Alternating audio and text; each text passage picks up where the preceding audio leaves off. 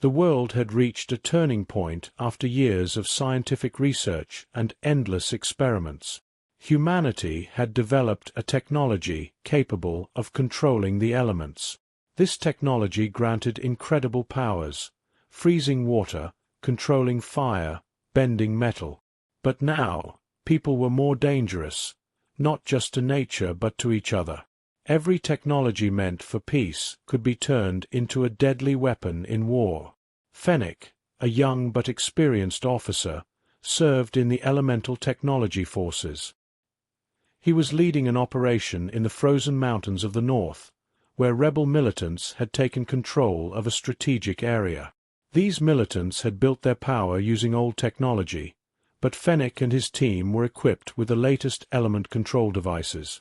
This technology was the only thing that gave them an advantage over their enemies. He had two teammates with him, Colleen and Rourke. Colleen was a specialist in controlling fire, while Rourke could bend metal at the atomic level. Fennec, on the other hand, was a master of manipulating water and ice. Together they had to complete this difficult mission successfully. Otherwise, these militants would become a far greater threat to the world. The morning of the operation was cold and windy. A snowstorm swirled over the frozen ground, and Fennec's eyes focused on the target through the falling snowflakes. As the team advanced quietly, they spotted enemy patrols. They needed a small but effective attack plan. "The first strike has to be ours," Fennec said, looking at his team. "We'll move quickly and decisively. We take the advantage before they can react." Colleen raised her hand, forming a ball of fire in her palm. "They'll see how dangerous fire can be in this cold." Rourke touched the heavy armor on his chest, bending the metal slightly as a test. "Put me up front. I'll force them to defend." Fennec glanced at the frozen river to the north, completing his plan. "I'll use the water to turn the environment to our advantage. I can freeze the river and create ice barriers. That'll cut off their retreat. Rourke, you trap them with the metal while Colleen breaks through their defenses." They exchanged determined looks. Fennec gave the signal, and they moved out. As they approached the first enemy patrol, Fennec raised his hand and manipulated the moisture in the air, instantly freezing the water into a massive ice wall between the enemy and his team. The surprised militants scrambled to find a way out, but Rourke sprang into action. He scanned the nearby metal containers, raised his hands, and focused. The containers began to lift slowly from their positions, crashing down onto the militants. Trapped under the weight of the heavy metal, the enemies had no way to escape. At that moment, Colleen joined in. She grew the fireball in her hands and launched it into the air. The explosive force of the flames hit the militants' location, leaving them defenseless. Some tried to flee from the fire, but Fennec's ice wall blocked their escape. The enemy was cornered. Suddenly, a loud explosion echoed through the area. Looking ahead, they saw a cloud of dust rising from the main camp. Fennec narrowed his eyes. "It's a trap," he muttered to himself. "They're trying to distract us." "Colleen, Rourke," he ordered, "we're moving toward the main camp. The enemy might be trying to lure us, but we won't fall for it. Move quickly." The team rushed through the mountain paths. When they reached the camp, they were met with an unexpected sight. The militants had activated a massive machine Fennec had never seen before. It was an ancient device with symbols representing different elements carved into its surface. The first light of dawn revealed the traces of the battle. Burning wreckage, deep craters left by explosions, and alien corpses scattered on the ground all testified to the intensity of the night. As smoke slowly rose over the fields, David looked around with tired yet victorious eyes. But he knew this victory would be short-lived. The aliens had retreated, but they would return with an even stronger attack. David's face was covered in dirt and blood. His eyes were red from exhaustion, and his arms were trembling. But knowing that Lena and the kids were safe inside gave him the strength to keep going. The farm had become a temporary fortress, yet he felt the need to build a stronger defense. Lena came out to join him, her eyes filled with both fear and determination. "They couldn't stop us tonight," she whispered. "But they'll come back, won't they?" David took a deep breath. "Yes," he replied thoughtfully, "and they'll come back stronger." David scanned the farm again. The traps and trenches he had set up during the night had worked, but he knew they needed to be fortified against a more advanced attack. The aliens' energy weapons were too powerful, and in the next wave they could cause even greater damage. First, he rearranged the steel plates around the house. He added thicker, heavier armor behind them, positioning the plates to absorb the energy from the alien weapons, rendering them less effective. Lena worked alongside him, preparing explosives and reinforcing the barricades inside the house. Both moved with the same silent determination. David decided to create a wider trap zone in the middle of the field. The trenches were dug deeper, and barbed wire was stretched around them. New traps included both physical and chemical weapons, bottles filled with flammable liquids and powerful acid mixtures, ready to incinerate any enemy that dared to approach. By the afternoon, the ominous sound of the enemy's return echoed in the distance. Like thunder, the alien ships once again tore through the atmosphere. This time, the ships were larger and equipped with heavier weapons. Energy projectiles fired from the ships glowed like bright spheres before they even hit the ground. David and Lena knew they were in the middle of a full-scale war. The first explosions destroyed the old grain silo at the edge of the field. Flames shot up toward the sky as David quickly made a decision. "There are more of them this time," he said to Lena. "We can't abandon our defense line." David led Lena and the kids to the safest place in the house, a small underground bunker. The children were frightened, but they looked at their father with eyes full of trust. Sarah bit her lip to keep from crying, while Lucas sat quietly, trying to make sense of what was happening. Lena chose to stay with the children, while David returned to the defense line, armed with his rifle and homemade bombs. As the sun set, alien soldiers began landing in the field. Their numbers were far greater than before. Hundreds of creatures, their black armor gleaming, advanced silently with their energy weapons raised. David waited for them, patiently, calmly. These creatures, who thought their technology made them invincible, were about to face the power of human will. As the aliens approached David's traps, the first trench was triggered once again. Explosions erupted one after another, shaking the ground.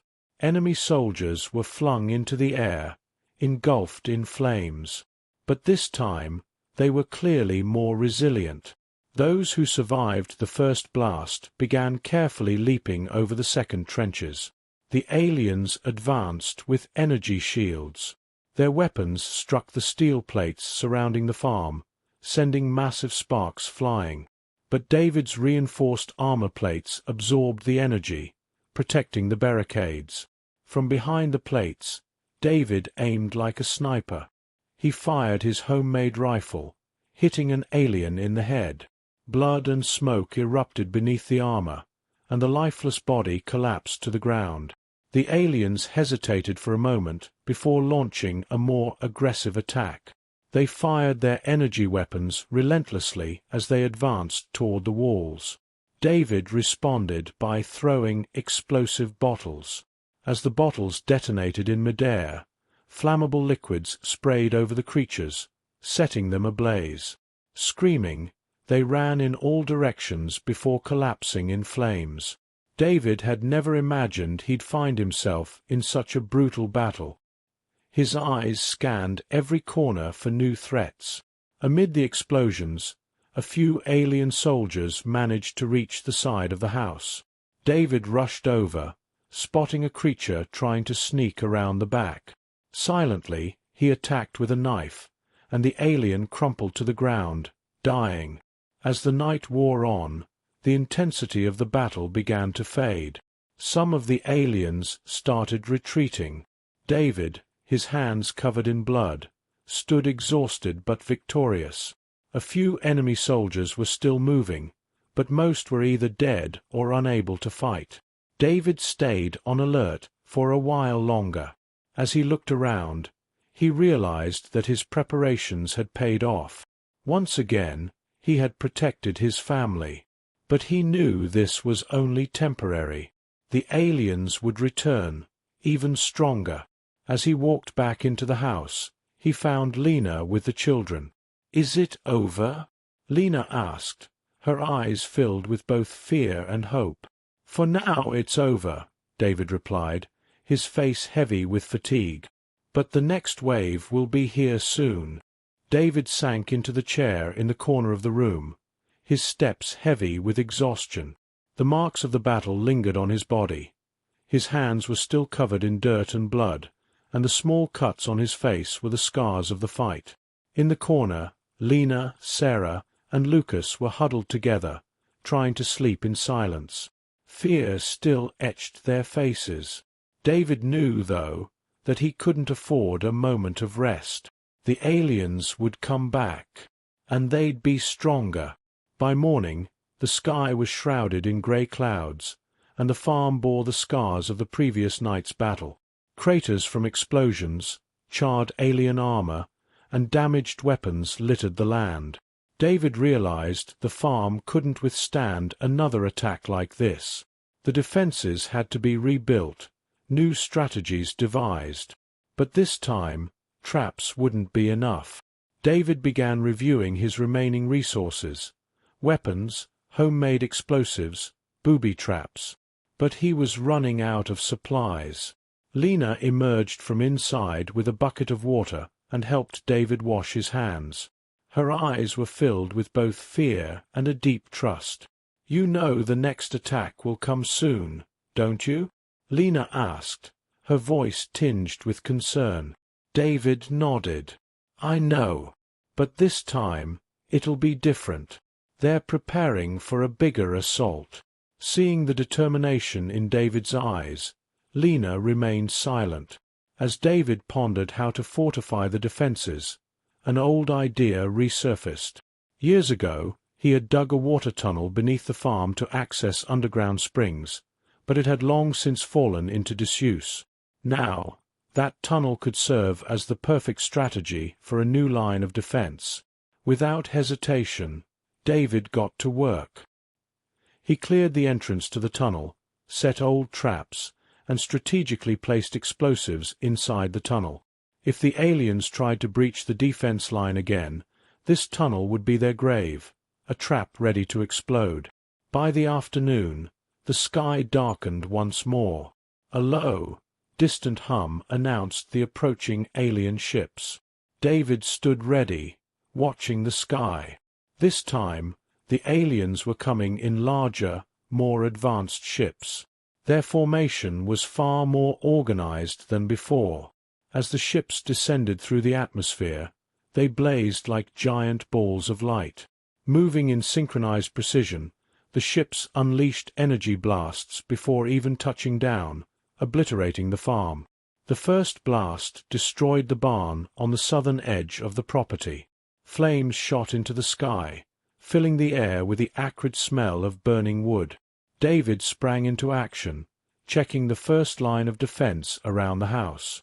The steel plates were holding, but the enemy was attacking from a distance now. The energy blasts were penetrating the ground, causing the earth to crack and stones to fly. Gripping his rifle tightly, David knew the aliens weren't here for close combat this time. They were intent on destroying everything in their path. He waited. As the ships drew closer, alien soldiers began landing on the field once more. Hundreds of them, clad in black armor and wielding powerful energy weapons, charged toward the farm. David was waiting for the right moment to trigger the tunnel traps. Once the enemy reached the barricades, they would be caught in the explosion and buried underground.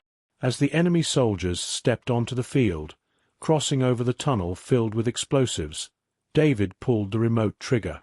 A deafening explosion erupted from beneath the ground. The tunnel and the explosives within it detonated, burying many of the alien soldiers. Flames and smoke billowed into the sky, and for a moment everything stopped. But the enemy didn't retreat. The soldiers who survived the blast pressed on, attacking the barricades. David ducked behind the steel plates and opened fire. Bullets from his homemade rifle pierced the alien armor, each shot hitting its mark as the soldiers fell one by one. But they were relentless. For every fallen alien, 3 more took their place.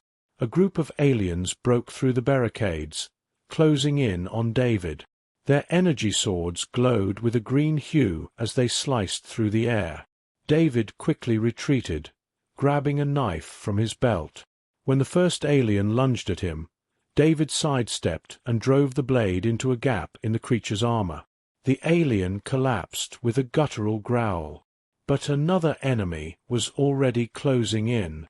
David swiftly bent down, grabbed the fallen alien's weapon, and wielded the energy sword with skill, slashing through the second attacker. The blade's energy cut through the alien's armor, sending it crashing to the ground. Every move David made was calculated. Despite his exhaustion, he fought like a seasoned warrior, retreating 1 step, advancing another. But the sheer number of aliens was overwhelming. They leaped over the barricades, closing in on the house. David fired his last bullet. Only a few aliens remained standing amidst the bodies that littered the ground in front of the house. The aliens were down, one by one, but David was completely spent. Finally, a heavy silence fell over the battlefield. His vision began to blur, his body on the verge of collapse from sheer exhaustion. Lena emerged from hiding with the children, rushing to his side. Her eyes were filled with tears, though there was a sense of deep relief as well. "Is it over?" she whispered. David took a deep breath and nodded. "For now it's over," he said softly. But he knew this was only a temporary victory. Stronger enemies would come, and harder battles would be fought. Yet for his family, he was ready to fight to the end. I hope you had a good time.